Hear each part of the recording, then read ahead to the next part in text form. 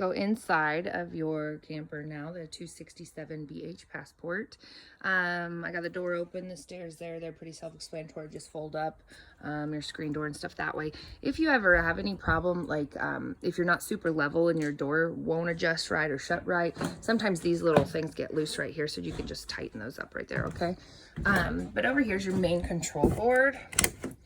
So let's see here. If you push this button down, see that's full, that's your battery is full. So we're plugged in, your battery is full or it's charging or it's just full. Your black tank is empty and it says black 2 is empty. So this is a generic board because you only have one black tank. So that second one should always say empty, and then same with your gray tanks here, okay? So we go through and test all your water systems and then drain them out, and I'll find out if yours is going to be winterized or ready to go too. On your water heater here, so like I said, gas or electric, if you want to, you can run them both. Most people are plugged in, so they'll just run the electric side. If you're not plugged in and run off generator, you run the gas side, okay? And then water pump. So you'll only use your water pump when you are camping and don't have city water pressure. So like if you are pumping out of your fresh water tank, okay? So if you have a hydrant where you go camp, direct water there, you won't ever use that water pump. And then your porch light here is that really cool LED light strip up there. And then ceiling lights, that's your main control for your overhead ceiling lights here. And so since they are moving stuff around, obviously we're gonna have a nice little cushy right there, but we can get around that.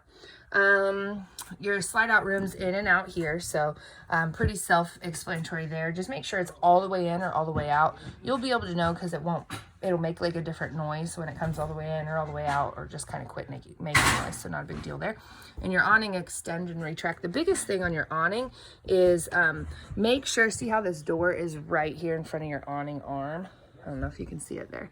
So you need to bring in your door a little bit, okay, before you bring the awning out. So you just hit extend and that thing just rolls right out. So it's pretty sweet.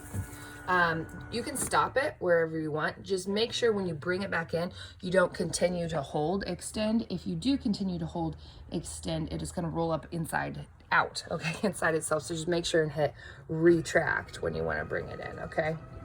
Down here is your Dometic thermostat. So this is your control for your heat and your cool and all that stuff, okay? So you can kind of mode through here if you want the fan on high, if you want the furnace on high or whatever that way. So you kind of just mode through. So low fan, auto, high. So I suggest, especially when the weather is really hot and humid, that you either run your fan on high or low so your air conditioner doesn't freeze up. That fan will continue to run, okay? But it's your choice, I guess, as far as that goes. And then cool, you can adjust your temp right here, okay? If it does ever switch to Celsius, you just hit that twice and it'll switch it back to degrees too. But yeah, you can kind of mode through there. So your furnace is here. The first couple times you guys use your furnace, it might really stink in here. It's just that new smell, plastic, paint burn off sort of stuff. So might not be a bad idea to just kind of leave your windows and doors and stuff like that open when you do that. And then I know sometimes too when you run that furnace, I can't remember if it's on the low, we'll see if it kicks off, or the high fan, or if it's on auto. One of them will continue to make that top vent move with air as well as the heat coming out the bottom there, and then that's just meant to circulate it. So if you don't want that top vent coming out there, just switch it from low to auto or the opposite way, whichever one that works. You just have an air vent here. There's the bedroom here, and you can move these little guys. You can turn them however you want them there. If you want to put a TV in there, it shows where you should put the mounting bracket, where you plug in there.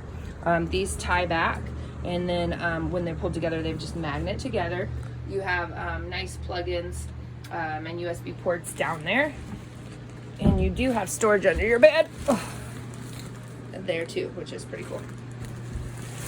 Yeah, and it's pretty strong, so it slams shut. These lights are just push button, so you just hit right in the middle, okay? Just shut and close them. Same with your overhead lights there. You just push right in the middle. There's a little thing.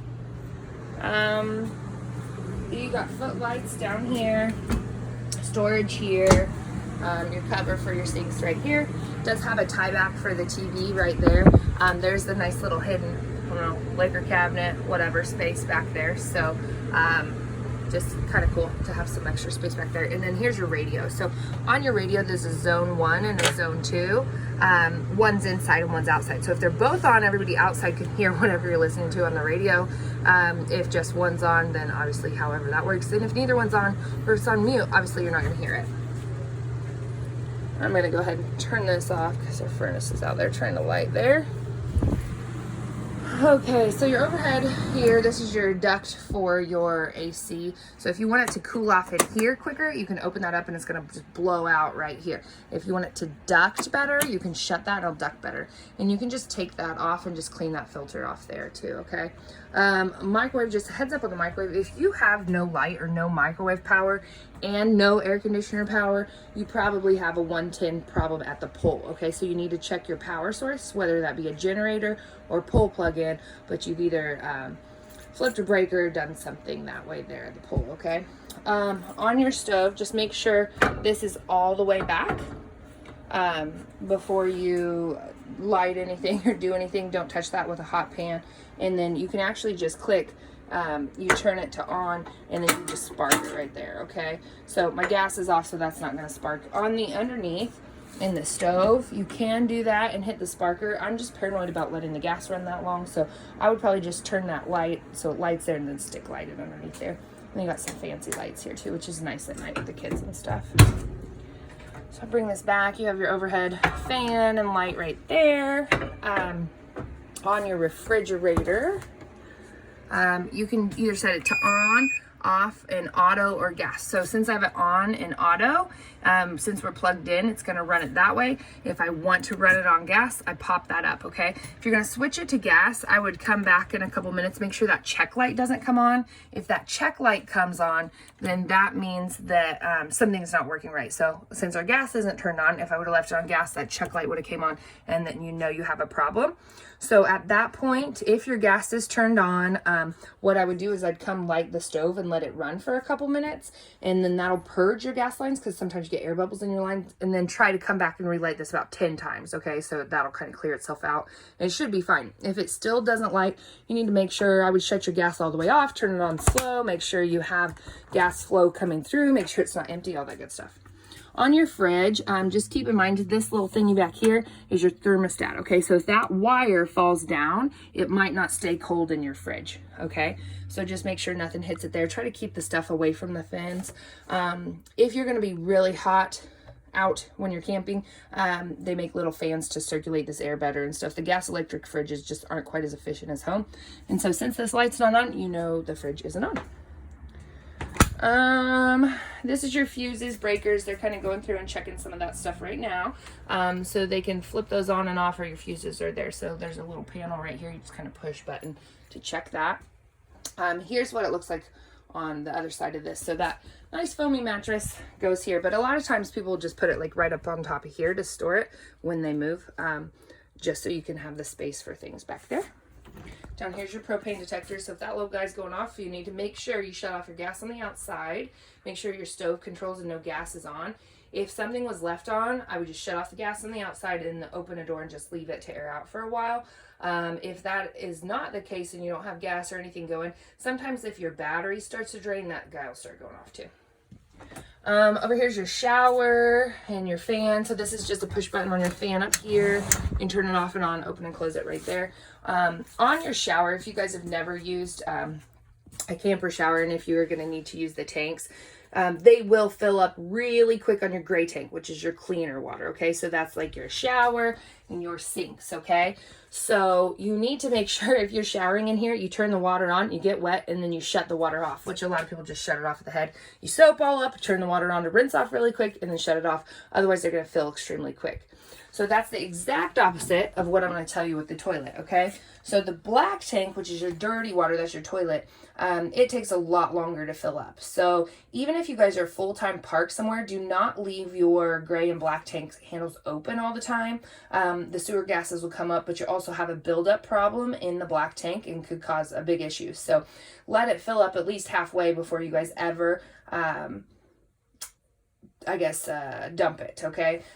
When you do dump it, or before you use it each time, I would just barely hold down the foot feed here on the pedal, just to let a little bit of water fill up in there. And so you'll fill a whole bowl full of water and you'll flush it. And the second whole bowl full of water, that's when you'd put in your tank treatment or whatever. So you want 2 toilet bowlfuls of water at the bottom of your black tank at all times, okay? Sink, pretty self-explanatory. Medicine cabinet, hi, back here. Here is your GFI reset. So some of your plugins aren't working in your camper. This little guy here is another thing you need to check, as well as like your breakers and things that way. And just light control is pretty easy. So I'm sure this is probably a pretty easy part for you guys, but on that, you just lift right up on that table. It'll pop right off.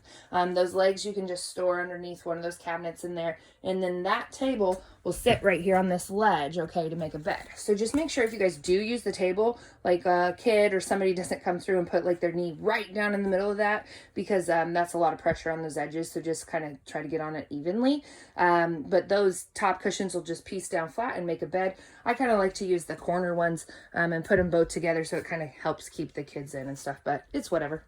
Over here, this is really cool. This is your dimmer switch. So you actually have a dimmer on your lights. So if I hold my finger on that, it moves it lighter and darker, which is cool. So I just hold that down and it moves it lighter and darker, okay? Or you can pop it to shut off and on. So here on these, you just pull these 2 top cushions off, okay? And then when you pull these 2 top cushions off, you will just lift right here in the middle. And then put these legs down here, and then that goes down flat. So you do have storage back in there. So a lot of people store their blankets and stuff there, and then after you get everything out of there, then you just bring down that back, flip it down so flat, you have your bed right there, okay? Pretty cool.